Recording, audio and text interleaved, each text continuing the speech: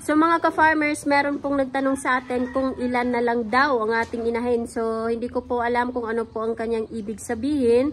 Kung bakit nga po natanong yung ganito. Siguro nakita niyo po yung nakaraang video natin na meron po tayong inahin na nagkakasakit. Tapos meron pong inahin na nalagas dahil nga po sa pag-anak niya nagkaroon po ng di po kaagad natin agapan.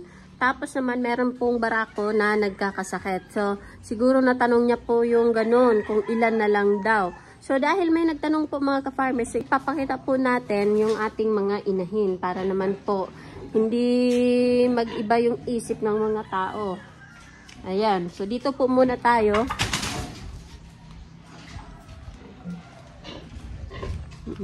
Unahin po natin dito.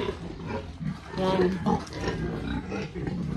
Ayan. So ito po yung ating mga inahin mga ka-farmers. So ganun pa rin. Ayan. So dito po banda, medyo madudumi nga lang po kasi hindi pa tayo nakapaglinis. So dito po banda mga ka-farmers. Ayan.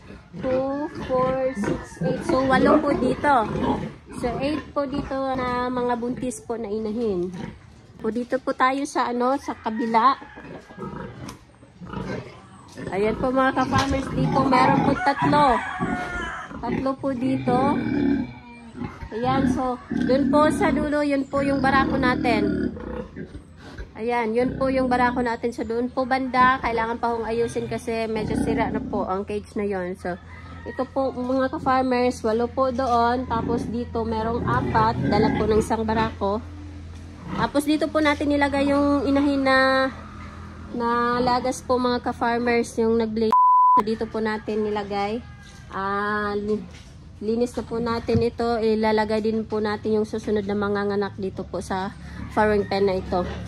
So meron pong may anak mga ka-farmers. So yung may anak, ayan, isa. Ito pong inahin na ito mga ka-farmers, siya po yung umanak ng 19. So bali atin lamang pong pinaghihiwala yung kanyang mga biik. Ipinadala po natin doon sa ibang inahin kasi yung dede niya 16 lang. So ito po yung 19. Ito isang inahin ng anak. Ito kakapanganak pa lang din po mga ka-farmers. Ayan.